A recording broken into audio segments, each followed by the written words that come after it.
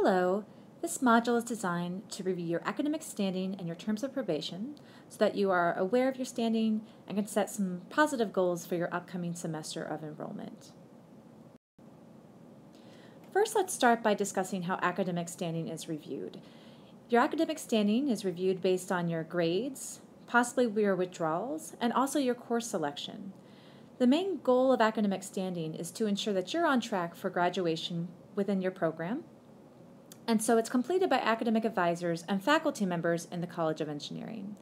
The reason why grades, withdrawals, and course selection are all reviewed is that we want to make sure that you're doing well in your classes, moving forward in the curriculum, that you're not withdrawing too many times in a row, as this might indicate that there are some struggles and academic barriers we want to address, and also that you're selecting the correct courses to be graduating with a degree from one of our programs. To clarify, there are two types of academic standing. One is department standing. Department standing is determined by your major or pre-major of enrollment, and this department standing is monitoring your progress towards graduation from that specific program. So as you might imagine, certain programs will look at certain courses differently than others. Chemical engineering, for example, will look at your chemistry sequence in much more detail than, say, mechanical engineering, which will look at your physics sequence. Now, all those courses may be included, but you want to make sure to pay attention to which program that you're enrolled in and follow any recommendations that your academic advisor has for you. In addition to department standing, there is university academic standing. This standing is monitoring your progress towards graduation from the university in general and not a specific program or pre-major or major. The standard for good academic standing is going to be the same across the College of Engineering for all students, regardless of their major or pre-major. The minimum GPA to stay in good university academic standing is a 2.0 OSU cumulative GPA.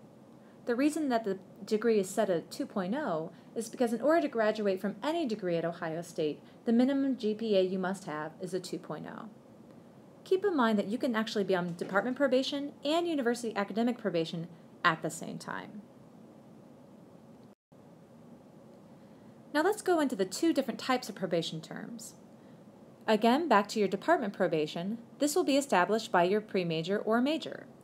You must meet the terms of your department's special action probation, as it's often called, in order to remain in your pre-major or major program. Now, you would have already received an email notification from your department about these terms, and you can also view these terms on advisingconnect.osu.edu. If you have any questions about your standing in your department or the terms that you must meet for that, make sure to contact your academic advisor in that program as soon as possible. This module will focus primarily on your university academic probation. Students who have an OSU cumulative GPA of less than 2.0 are on university academic probation, and the terms of these probation will be the same for all students in the College of Engineering, regardless of their pre-major or major program of enrollment. Keep in mind that you must meet these terms of university academic probation to remain enrolled at Ohio State in general. You would have received an email notification from the Director of Advising about these terms, and you can also, again, view those terms on advisingconnect.osu.edu. However, in this presentation, we'll go into these terms in more detail. Here are your terms for academic probation that you must meet. First, let's start improving that OSU GPA. You will need to improve your GPA by meeting one of the following terms. Either earn a minimum term GPA of 2.3 or raise your cumulative GPA at Ohio State to 2.0 or higher. Keep in mind that when we discuss the term GPA, we are only going to be looking at the classes in which you are enrolled during that academic semester. You also need to avoid earning any failing grades of E's or ENs. And finally, if you are on probation specifically for lack of progress due to excessive amounts of withdrawals, you need to avoid earning any W's without permission from the Director of Advising. Keep in mind that this final term is only for students who are on probation for lack of progress. If you are a student who doesn't have repeated patterns of withdrawing from all your courses multiple times, you are likely not on lack of progress. If you have any questions about this, you can review the terms of probation that were emailed to you earlier in the semester, or review them again on advisingconnect.osu.edu. Oftentimes for students on probation, if they are not on probation for lack of progress, it's a much better idea to withdraw from a class than to take a lower grade.